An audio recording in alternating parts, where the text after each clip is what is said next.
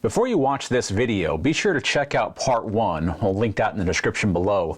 In part 1, we introduce Reventure Consulting's video about foreclosures, and we share with you our feelings about what he covered in that video and what we think that could have been improved upon. Specifically, we talk about debt-to-income ratios and how those impact foreclosures. After you watch that video, of course, we hope you come back and join us for this one. Thanks.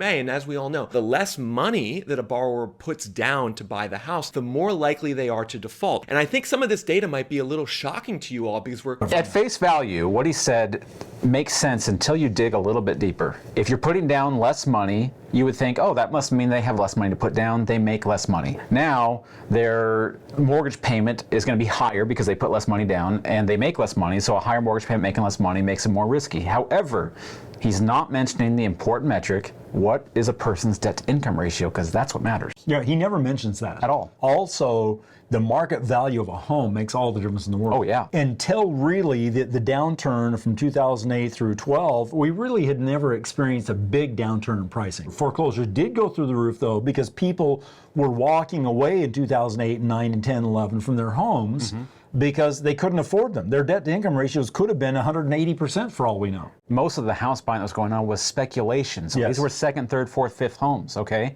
These were not people getting foreclosed on in their actual home. Now, some did. I'm not saying nobody, but I'm just saying a large portion of those foreclosures were people walking away from investment properties that they were buying to flip or to rent out that they had purchased very, very recently. So a lot of the stuff that went into foreclosure were things that were purchased in, 2004, 5, 6, and early 7. Right. And that's where people were just walking away. The idea was, okay, well, my house has gone down 40% in value, 30% in value, 50% in value in Phoenix. I think I'll just walk away from it. I'll ruin my credit for 7 years, so what? And I'll just walk away. I know all sorts of people that did that. Yeah, they had no equity in their homes, right? They had nothing to bail themselves out with in those instances. But remember, only in 2 years, in 2010 and in 1980, were we ever over the 28%, even on the 5% down loans. Right. Yeah, all right, that's the most important thing. Yeah. Even with only 5% down. So his statements of, oh, they put down 38%. So what? Right. What was their debt-to-income ratio? Right.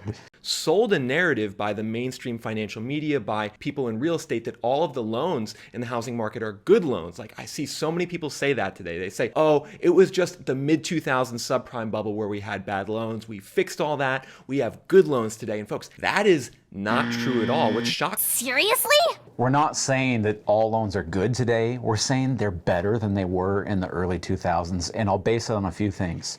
We talked about stated income loans where you could show up and say, yeah, I make $200,000, and you might actually only make $50,000. You could literally do that, okay? The second big issue with bad loans back then, there were a lot of zero down payment loan products available, a lot, and there are not today. Okay, you need to put down a minimum of 3% on a lot of conventional mortgage products to 3.5% on FHA loan products. And a lot of people are putting down roughly 10% as an average across the nation. So that was number 2. Low down payments to zero down payments back then, not the case now. And point number 3. Negative AM mortgages. So what was happening back in, let's say, 2005, 6, the interest rate was around 5%, okay, roughly 5%. Yeah. And so if you were to do a 30-year fixed loan on a 5%, so they couldn't afford the house. So what was being offered to these people was to do what's called a negative amortization loan, where they might be only paying 2%. And what was happening is the prices of homes were going up so fast that people were thinking, okay, I'll just keep it for a year, I'll keep it for 18 months, then I'll sell it. And so, yeah, my mortgage balance might climb because I'm not even paying enough to cover the interest. All right. But I can turn around and sell it for a profit. And that right there was the biggest thing that I can remember back in the day that caused the whole thing to implode. Boom. That's what we mean when we say they were bad loans back then. That's what most people in the industry mean when we say they were bad loans back then, and why today's loans are much better. That's not to say that there are still people buying loans that are more risky than others. Of course there are, but they're nowhere near what they used to be. Talking about the data I just showed you is that the average down payment today is actually lower than it was in the 2000s during the subprime. He made a nice little chart there. I don't know where he got his information from. Well, he never said. Show it. So anyway. Well, it must be. He just said it. lending standards in America is allowing basically people who probably shouldn't own a home to own a home, which is of course going to increase defaults and foreclosures. And historically, you can see when there's a surge in defaults like there was in the late 2000s during the subprime crisis, we have a corresponding increase in foreclosures. The red line is your default rates, people starting to default on their mortgages, and then the foreclosures. Just looking at this, it looks like it's pretty decent information. He starts back in 1979. And notice the foreclosures at that point in time were well below 1%. Yeah. And then throughout the 80s and into the 90s, actually up to 2000, they hung around 1% roughly. Foreclosures got up at the peak, which was 2011 at 4.6%. Defaults were 10%. Okay, defaults, all right, that's the difference because those were saved out from under foreclosures. So people made it up. Even back then, a lot more people brought their house back current, the mortgage, than actually let it go through foreclosures. You can see a lot of people did short sales. That was big back then. Starting in 2019, we got back below 1% and got all the way down to 0.5% basically this year, which is where it was roughly in 1979. We got up to roughly 8.2%, which is really high. It is, sure. Okay. And then the moratorium hit and things came down. But right now, mid to late August of 2022, the default rate is only at 3.6%. The default rate. This is what just cracks me up. We've got a little tiny bit of a blip from 0.5% where it bottomed to 0.6%. Right. We went up 0.1%. Let's not blow this out of proportion. A lot of people have a ton of equity in their homes right now. So if they are one of the unfortunate people that had a default during the pandemic and they are in some trouble right now, they can bail themselves out with that equity. That was not an option back in 2008 at all. This is just Arizona. The Cromford Report, basically, they are the Arizona data specialists. Every real estate expert in the state, banking included, all look to the Cromfords for the statistical data. It goes back to 2002. That's the farthest back we can get it. What this is are trustee sales or deeds, foreclosures, let's just call it that, month by month as we go through from 2002 up to the current August of 2022. During the big boom of 2005 to 2007, mortgages or foreclosures went down to nothing because, again, prices were increasing so drastically. But when they all of a sudden did not increase anymore and the whole subprime mortgage market imploded, that's when we saw foreclosures just skyrocket. At the worst, for 3 years, we had roughly 4,000 foreclosures a month in the Phoenix metro area, roughly. Roughly. Okay, roughly. And they had been peaking, or let's say around, prior 2002, 3, 4, they'd been maybe the 300 a month area. And anyone that's going to comment on that, obviously we see the peaks of almost 5,500. What we're doing is we're averaging, because in that whole peak area, 5,500, first of all, never got there. 5,000 is not even average. A real average is about 4,250 to 4,000 probably per month during that time. And the average of the early 2000s was under 500. It was probably, 450-ish? By 2013, we were back down to where we were back in 2002, 3, and 4. Yeah. All right, and it's actually just gradually gone down from there until starting in 2019. This is even before the pandemic. It dropped off the face of the planet to the point where there's maybe 20, 25 a month. That's it. And you can see, obviously, there in 2020, when the moratorium started, they flatlined completely, right? They just dropped off and were gone. Okay, now if you get out a magnifying glass, all right, you need a magnifying glass, and you look at the last 2 months, they've clicked up. The tiniest bit. I don't see it.